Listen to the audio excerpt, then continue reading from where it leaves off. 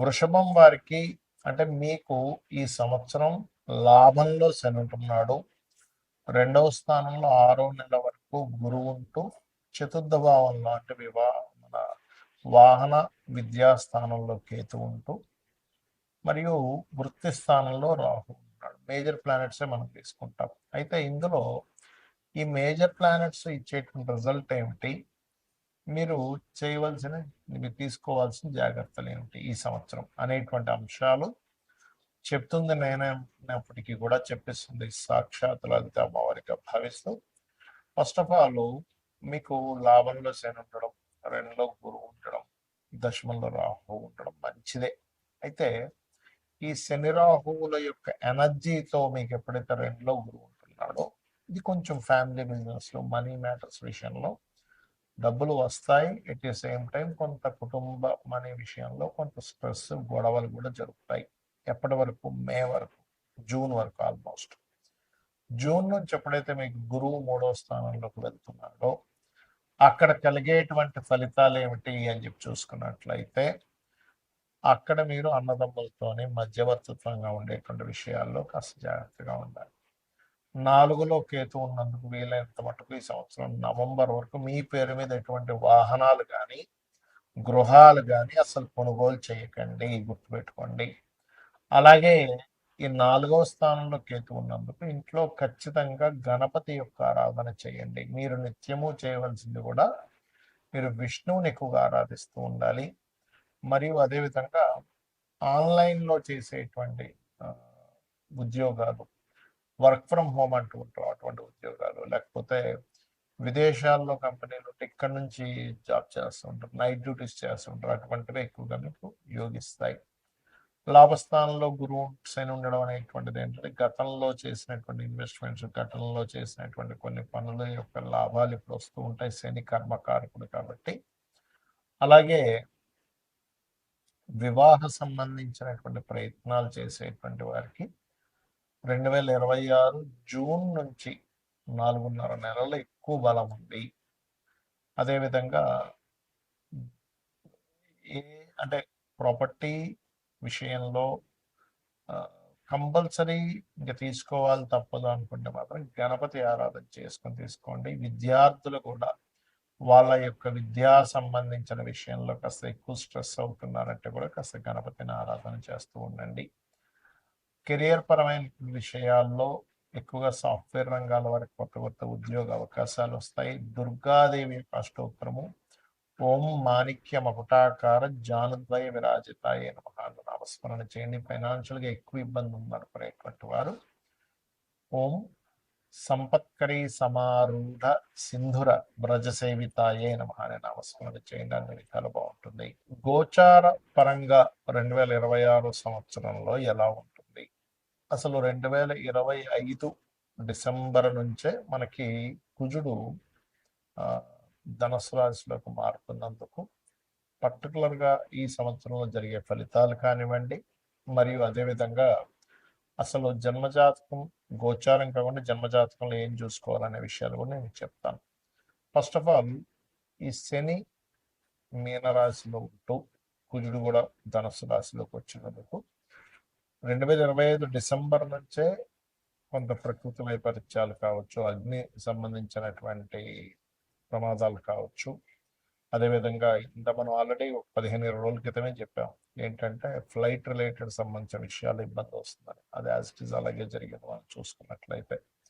అదేవిధంగా ఇక్కడ ఏంటంటే ఒకటే, కొంచెం హెచ్ఐవి లాంటివి పెరుగుతాయి కాబట్టి యువకులు కాస్త తొందరపడి అటువంటి ఇవి చేసేటప్పుడు కాస్త జాగ్రత్తగా సేఫ్టీ అది వాడాలి. అదేవిధంగా మరొక విషయం ఏంటంటే, ఇక్కడ కమ్యూనికేషన్ రంగాలు అండ్ సాఫ్ట్వేర్ రిలేటెడ్ సంబంధించిన క్రాష్ అవ్వడము, లేకపోతే షేర్ మార్కెట్, క్రిప్టో కరెన్సీ లాంటివి క్రాష్ అవ్వడం, మనం సరదాగా ఏదైనా మాట్లాడినా కూడా అది కొంచెం వైరల్ అవ్వడము, ప్రతి చిన్న విషయాన్ని కొన్ని ఇప్పుడు ఇవన్నీ మనం చూస్తూ ఉంటాం, యూట్యూబ్ కానీ ప్రెస్ కానీ ఇట్లాంటివి, అలాంటివి కొంచెం వైరల్ చేయడం అనేటువంటి చూపిస్తున్నాయి. ఆ వైరల్ అవడం వల్ల కొంతమంది దానికి కొంత మనస్తాపం చెంది వాళ్ళు కొన్నిటికి గురవడం అంటే కొంతవరకు కొంతమంది ఇలా ఇలా చేస్తారా నన్ను, బ్యాడ్ బ్యాడ్ చేస్తారా నన్ను అనేటువంటి దాంతో కొంతమంది ప్రాణాలు కోల్పోవడం కూడా ఉంటుంది. సో అందుకని మీరు ఏం చేస్తారంటే నిత్యము కూడా ఏదైనా ఆలయానికి వెళ్ళడము, చండీ పారాయణం చేయించుకోవడము, ఓం దుమ్ దుర్గాయ నమః, ఓం చండికాదేవి అయి నమః అనే నామస్మరణ చేయడం చేస్తూ ఉండండి. ఇక జన్మజాతకంలో ఏం చూడాలనేటువంటి చాలా మందికి తెలియని కేవలం ఇది ఎల్లాడ్సని, కాల సర్పదోషం ఉంది, సర్పదోషం ఉంది, ఇవే చూస్తుంటారు. అలా కాదు. ఫస్ట్ ఆఫ్ ఆల్ ఏంటంటే జన్మజాతకంలో మన పర్సనల్ చార్ట్లో అసలు ఏం చూసుకోవాలి. ఎవరికైనా వాళ్ళు ఎదగలేకపోతున్నారు లైఫ్లో, ఎప్పుడు ఏదో ఒక ఆటంకం వస్తుంది అంటే వాళ్ళ పర్సనల్ చార్ట్స్లో ఇట్స్ వెరీ క్లియర్. వాళ్ళకి ఏంటంటే ఒకటే,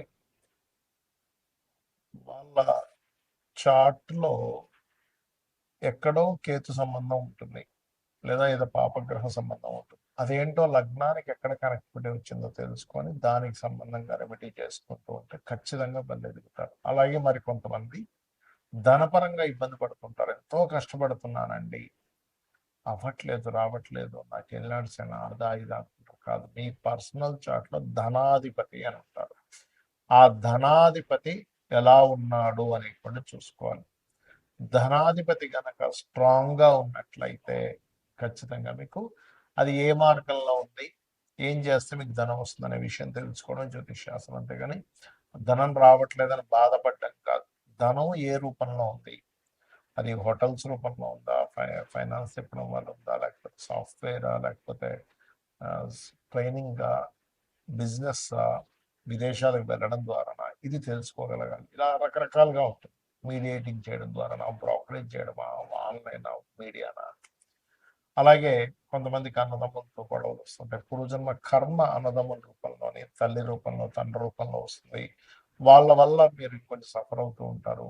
అలాంటప్పుడు వాళ్ళతో వీలైనంత మట్టుకు ఎక్కువ గొడవల్లోకి వెళ్ళకపోతే ఆ కర్మ అనేటువంటిది పెరగదు, పెట్టుకోండి. అదేవిధంగా మీరు ఏ ఫేసింగ్ ఇంట్లో ఉంటే మీకు కలిసి వస్తుంది, ఏ సంవత్సరంలో మీరు ఇల్లు కొనుక్కుంటే బాగుంటుంది, ఏ సంవత్సరంలో మీరు వివాహం చేసుకుంటే బాగుంటుంది, ఏ సంవత్సరంలో మీరు ఇన్వెస్ట్మెంట్స్ చేస్తే బాగుంటుంది. ప్రతి దానికి కూడా positive trigger and negative trigger అని ఉంటుంది.